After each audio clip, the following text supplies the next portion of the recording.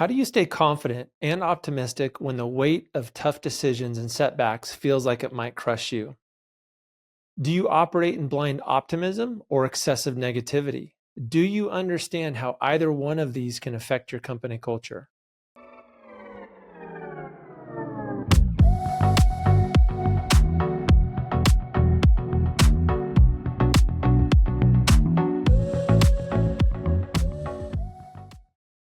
Hey, everybody, welcome back to the POV Podcast, where our vision is to harness the power of business to create positive change, lasting impact on people, communities, and the world. Our mission is to empower 1 million business owners each month to transform their mindset, avoid failure, and grow effectively. Please like and subscribe, and we'd love to hear some comments from you. Now, we're in the middle of season 2, and we're talking all about company culture. Last episode, we touched on the difference in motivation between likability and respect as a business owner and leader. This episode, we will explore how leaders can stay positive and confident while remaining realistic.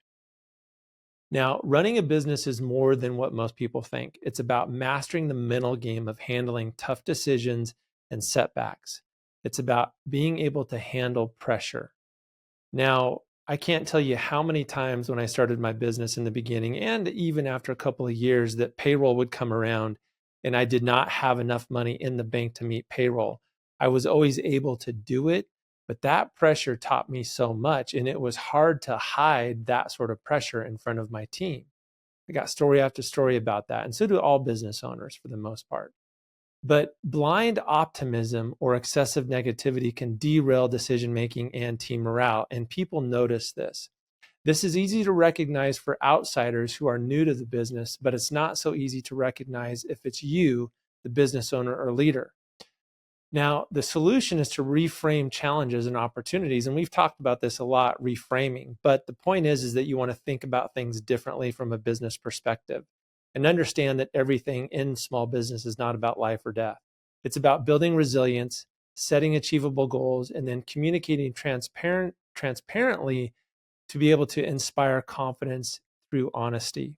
Now, the goal is to develop a mindset that embraces realistic optimism to tackle business challenges while also inspiring confidence in others. So if you do this, it will affect your company culture in a good way. I promise you that. Now, here's part of the challenge. When you run a small business, you're surrounded by so many different personality types, and this is also this also applies to you as the business owner. But you have the verbal processors who think that a sheer volume of words makes issues go away. You have the introverts that don't speak up at all. You have the negative Nellies that every word out of their mouth is something negative. Now, in the consulting world, we see this a lot because we're actually on the outside walking into a new environment. And so we're able to see things for how they really are. It's so easy to get conditioned to your environment. And as a business owner and a business leader, this is something that you need to be highly aware of. And it's important to bring in other people and ask their opinion because you can get conditioned to your environment. Think about when you're at home and you're cooking broccoli, for example. You don't smell that as much as if somebody were to come from outside, walk in your door and get punched in the face by that smell. It's very similar. So there was one time I was working with a company and went around, was interviewing the employees and came across one person, and this person was so negative. Everything out of their mouth was just negative, negative, negative, negative. Really interesting. Towards the end of this assignment, I brought it up to this person's attention because the whole point of me being there was to optimize the business and set a new tone. And I brought that up, and this person really got offended and absolutely denied the fact that they were that negative. But I will tell you, there was not anything positive that ever came out of this person's mouth. So something to pay attention to for sure. So leaders must steer the ship despite their own fears or disappointments. So if you're feeling the weight of something as the business owner, business leader, you still have to be able to operate. And so what is that? It's realistic optimism, and it combines acknowledgement of obstacles with a focus on solutions. And so you have to reframe challenges as opportunities. You have to view setbacks as stepping stones for growth rather than roadblocks. You have to balance positivity with honest reflection to maintain resilience. And the key takeaway is resilience stems from seeing the silver lining while also staying grounded. Now, here's a pro tip. You always want to stay away from the extremes. You don't want to get hyper negative and you don't want to be overly optimistic, because what that does is people see over optimism and it looks like you got your head in the clouds and it looks like you're not being realistic. And that's something that you really got to be aware of. But on the flip side, you don't want to be so negative that it sucks all the energy and everything else out of the room. So you need to pay attention to that. So how do you build resilience in a team and in your business? Again, reframe challenges as opportunities. Turn problem solving into a collaborative and energizing team exercise. You can do this as a game. You can get in front of a whiteboard with your team if you're facing an obstacle and say, all right, let's brainstorm, let's go. And just start brainstorming what you can do to find the solution. Pull people in to help you. Don't carry that load as the owner all on yourself. You also need to practice honest reflection. Share lessons learned without sugarcoating reality. Often I like to share lessons that I've learned from the past, my past mistakes, but always wanting to pull the nuggets of goodness out of that. You want to always be able to say, you know what, this is what I learned from it. And then obviously it's easy. Hindsight's easy to learn. In the moment, you don't know it, but you can look back on it and reflect and say, you know what, this is what we learned here.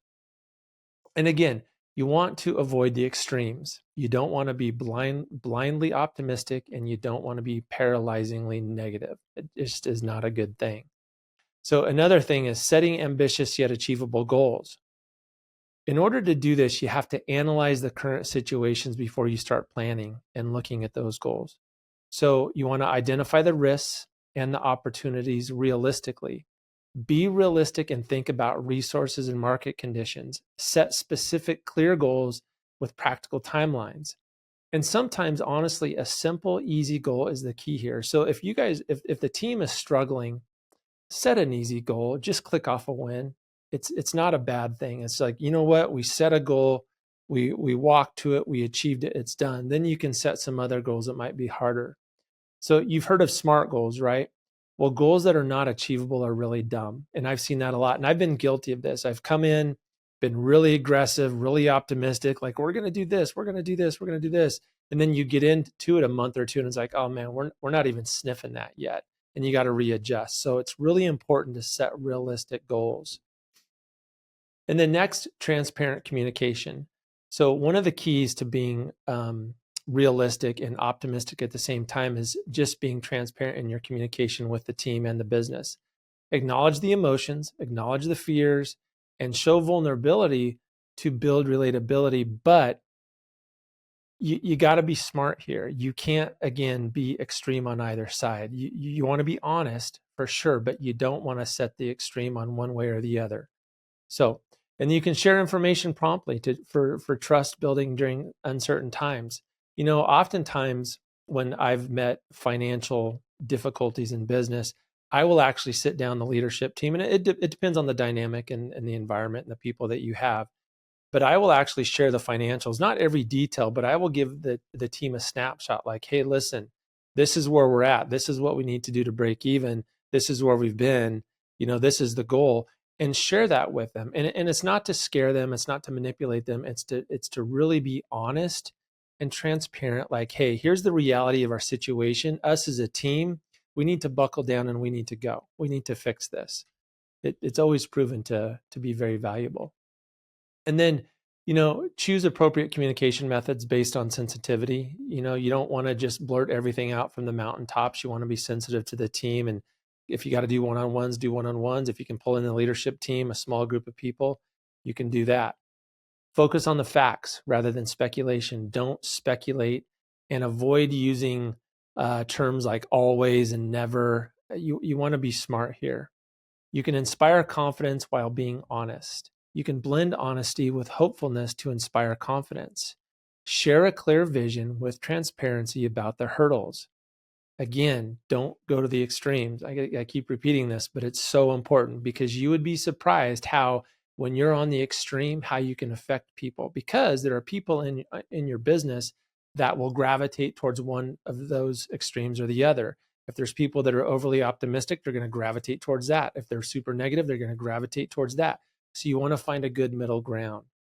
And then celebrate progress to maintain morale. Celebrate the wins, be realistic about the losses, always talk about lessons learned, and then address conflicts promptly. And this goes to our previous episode. If there's conflicts, cut the knees off right away, take care of it. It will add value to your team. I promise you that. All right, so let's wrap up. I challenge you as the business owner to reflect on your current mindset. Are you honest about the challenges ahead, or do you completely ignore them? How do you typically respond to obstacles? Do you remain calm, or is your initial reaction panic and fear? In my younger days, I would wear my emotions on my face, and I wouldn't panic, but it was you could tell that there were problems. And I learned quickly that I couldn't do that because remember, nonverbal communication is very loud. And when people would see me, my team would see me, hey, Marcus, what's wrong? What's wrong? And then you got to talk your way out of it, or you got to ignore it, which just is more of a red flag. So be wise here. Take actionable steps toward realistic optimism. Reframe challenges, set achievable goals, and communicate openly and lead authentically. Now, final thought.